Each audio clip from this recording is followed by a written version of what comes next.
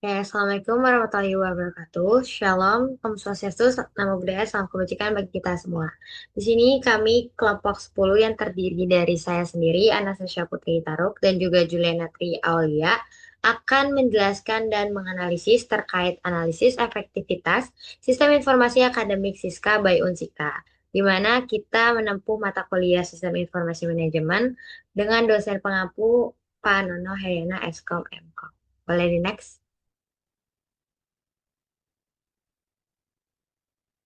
Oke, sebelumnya kita akan menjelaskan dulu apa yang menelatar belakangi sehingga kami membawakan permasalahan ini. Di mana pesatnya perkembangan teknologi informasi sebagai dampak dari globalisasi telah merambah ke berbagai sektor, termasuk juga sektor pendidikan tinggi.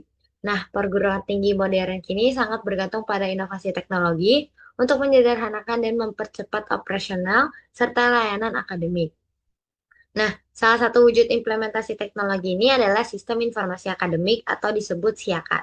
Nah, tetapi di universitas kami, Universitas Singapura Bangsa Karawang atau UNSIKA, implementasi dari konsep SIAKA ini diwujudkan dalam Sistem Informasi Akademik yang disebut dengan SISKA. Boleh di next?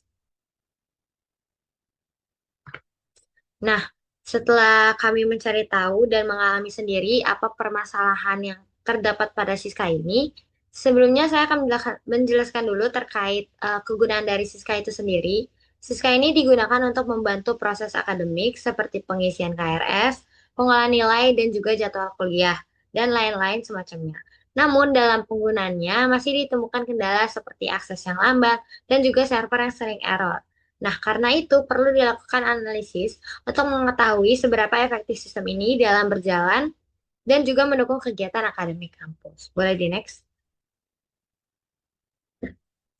Nah, setelah kita analisis permasalahan yang ada di Siska, kita menemukan tiga masalah utama. Yang pertama itu server down, di mana server Siska ini seringkali servernya itu down ataupun tidak bisa ditemukan di website dikarenakan banyaknya pengguna yang mencari ataupun membuka akun Siska saat menempuh semester baru gitu. Nah, yang kedua ini berkaitan dengan yang pertama. Yang kedua itu KRS bermasalah. Di mana saat server ini down, muncullah permasalahan lainnya yaitu KRS-nya bermasalah di mana para mahasiswa-mahasiswi ini tuh tidak bisa mengambil KRS ataupun KRS yang tidak sesuai dengan apa yang tertera dan dijelaskan oleh dosen wali.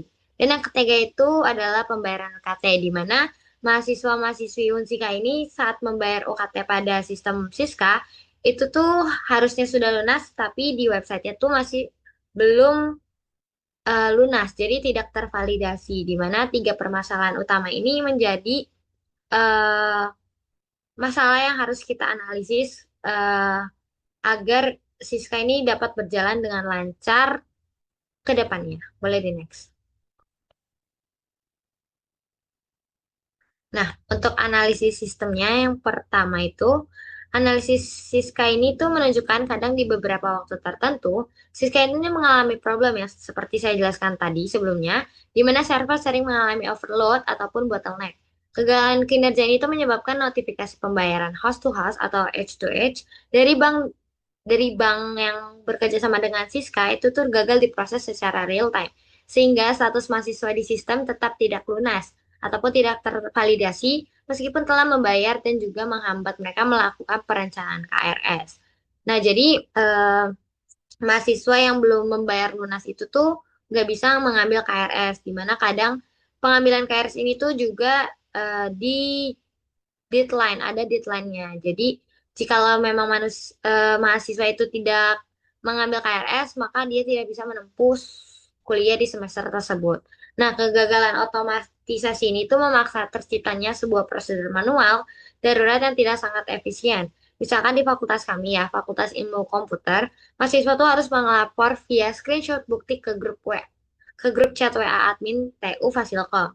Di mana pada akhirnya alur proses aktual itu membuktikan bahwa sistem tidak mampu menangani beban puncaknya atau peak load yang menciptakan ketidakpastian bagi mahasiswa dan secara ironis menambah beban kerja manual juga yang repetitif tidak tersutur bagi admin TU dan kebalikannya dari tujuan utama dalam sebuah sistem informasi, di mana tujuan utama sebuah sistem informasi adalah mempercepat dan mengefisiensikan waktu, tapi ini justru malah memperlambat dan juga menghambat kinerja seseorang. Boleh di next. Oke, selanjutnya kita akan memasuki komponen sistem informasi dalam Siska. Boleh dijelaskan oleh teman saya, Juliana.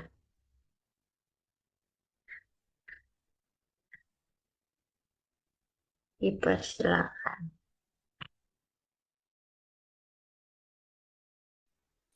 Baik, terima kasih. Di sini saya akan menjelaskan komponen sistem informasi.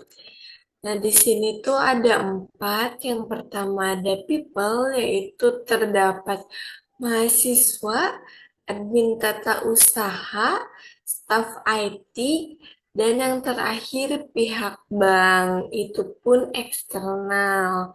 Yang kedua ada hardware, yaitu yang pertama ada server, aplikasi, dan database Siska.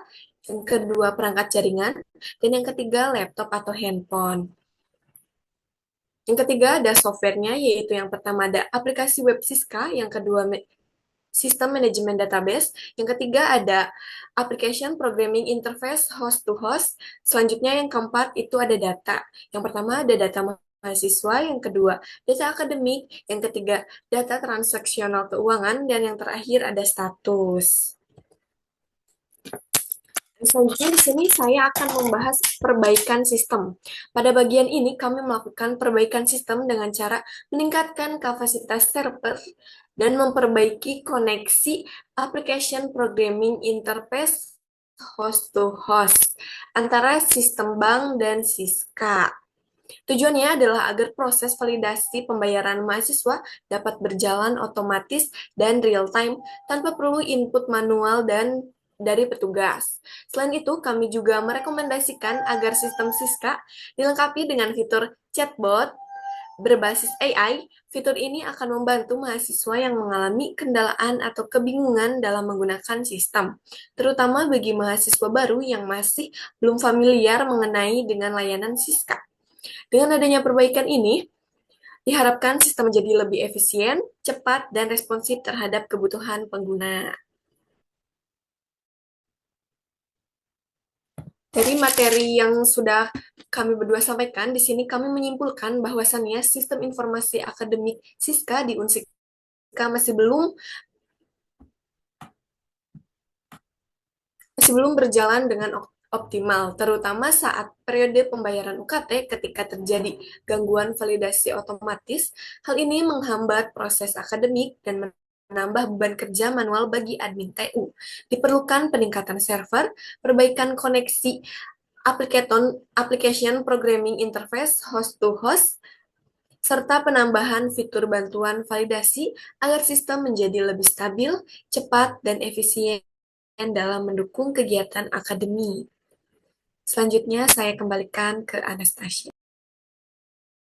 Oke, terima kasih. Mungkin itu dia penjelasan terkait materi kita, analisis dalam efektivitas Siska di Unsika, di mana Siska ini sangat eh, berkesinambungan dengan kegiatan akademik mahasiswa.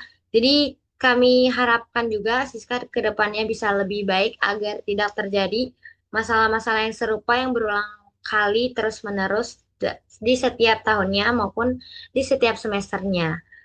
Karena eh, keberhasilan Siska juga menjadi poin utama bagi keberhasilan akademik mahasiswa juga. Mungkin sekian dari pemaparan dari kelompok kami, kelompok 10.